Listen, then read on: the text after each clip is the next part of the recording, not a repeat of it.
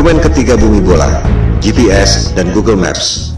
GPS adalah Global Positioning System untuk mengetahui di mana posisi orang atau tempat tertentu di lokasi manapun di dunia.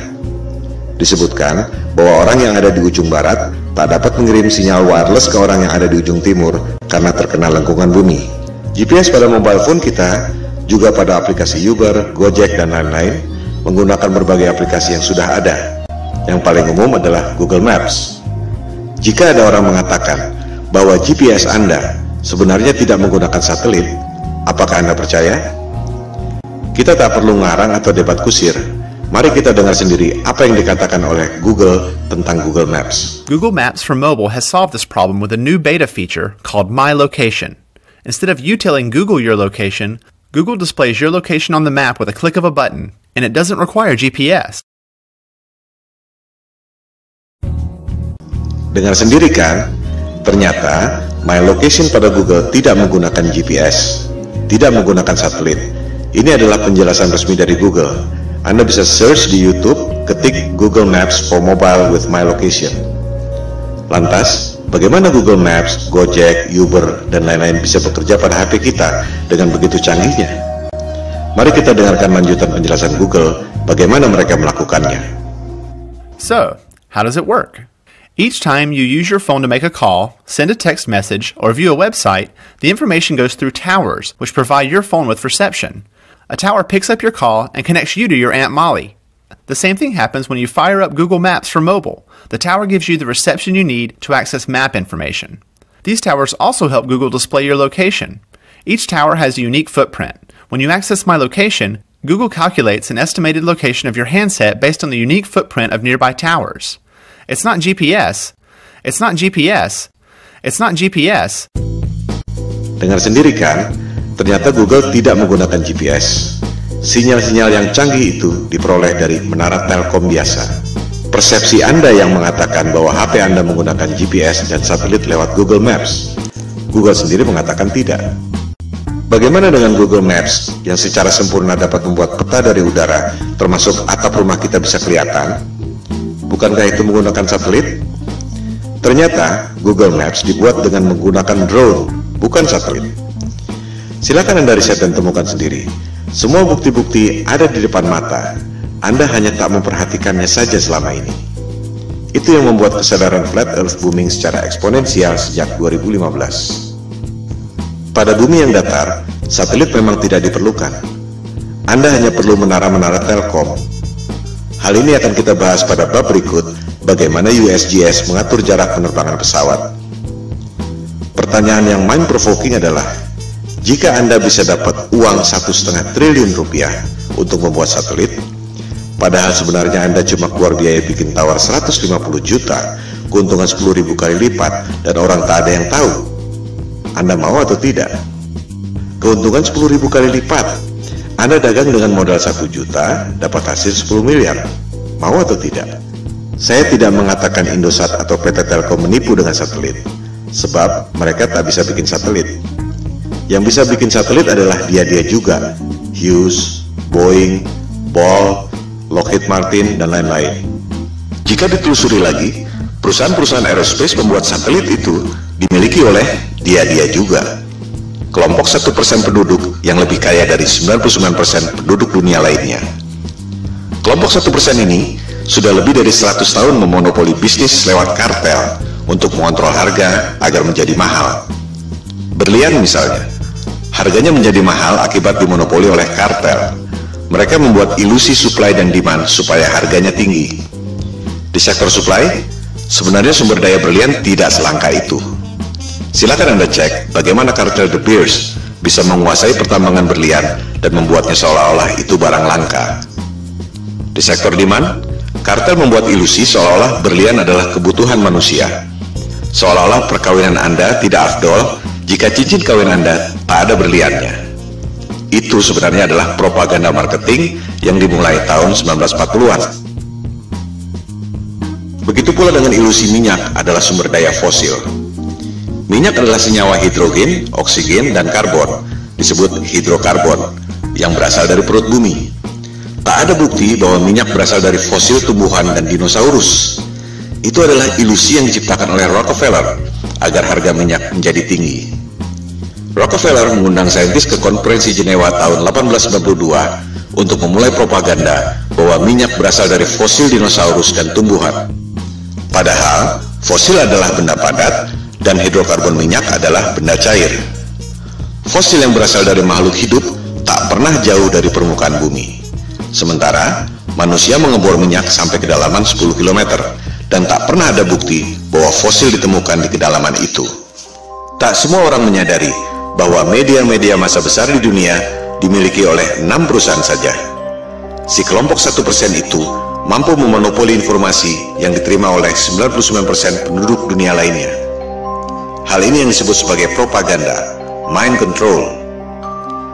Jika kelompok super kaya yang 1% itu, atau disebut elit global, mampu mencuci otak Anda lewat pendidikan, media massa, dan film-film, ilusi marketing yang membuat harga berlian dan harga minyak menjadi tinggi, apakah mereka tak mampu membuat ilusi tentang satelit? Kembali pada soal GPS. Tak semua orang menyadari bahwa GPS digunakan sejak tahun 1973 yang merupakan bagian dari teknologi militer. GPS berasal dari teknologi sebelumnya yaitu LORAN atau Long Range Navigation dan Decca Navigation yang digunakan sejak Perang Dunia Kedua. Of its equipment, which makes it very easy to operate and maintain once you understand a few fundamentals. To provide worldwide coverage, the Omega system will use 8 VLF transmitting stations. One in Norway, another in Trinidad, one in Hawaii, and another in north-central United States.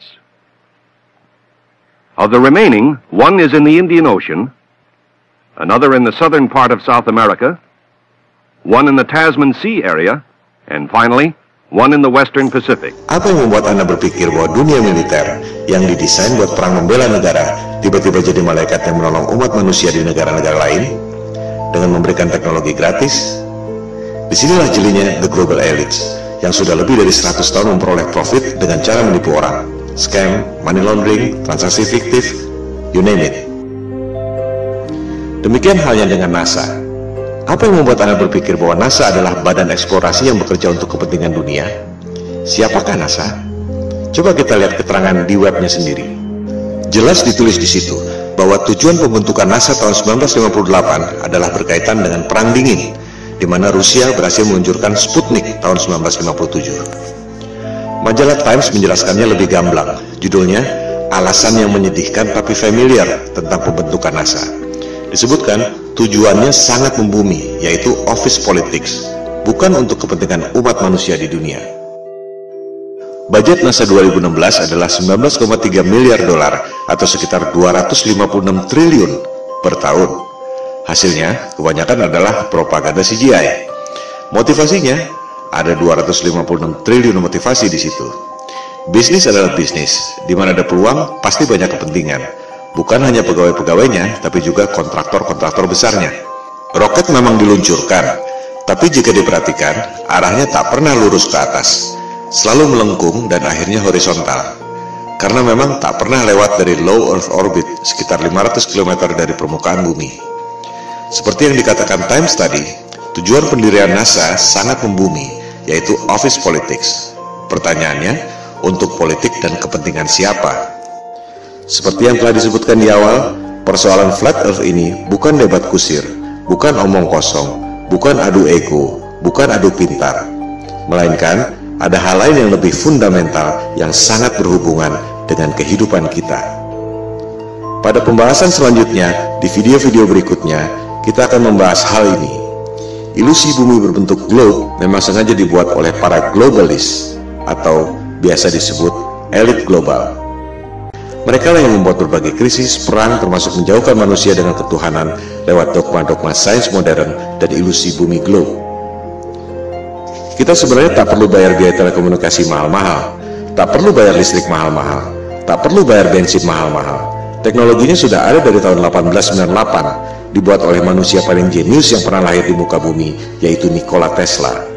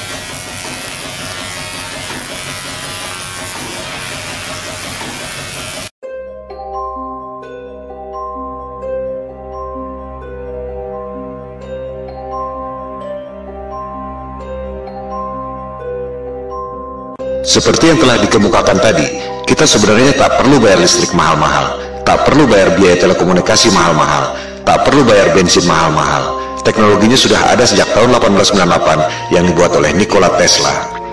Itu sebabnya ia dikucilkan oleh JP Morgan, salah satu pentolan elit global. Hal-hal seperti itulah yang dilakukan agar kelompok yang 1% itu bisa mengontrol 99% penduduk dunia lainnya. Berbagai manipulasi dan propaganda mind control dilakukan, seperti membuat ilusi supply dan demand, ilusi satelit, ilusi GPS, ilusi bumi berbentuk globe, ilusi bahwa mereka adalah kelompok adidaya yang sudah mampu melakukan eksplorasi ruang angkasa. Bangkitnya kesadaran flat earth merupakan ancaman bagi mereka.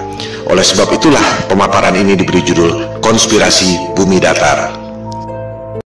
We don't have time for a meeting of the Flat Earth Society.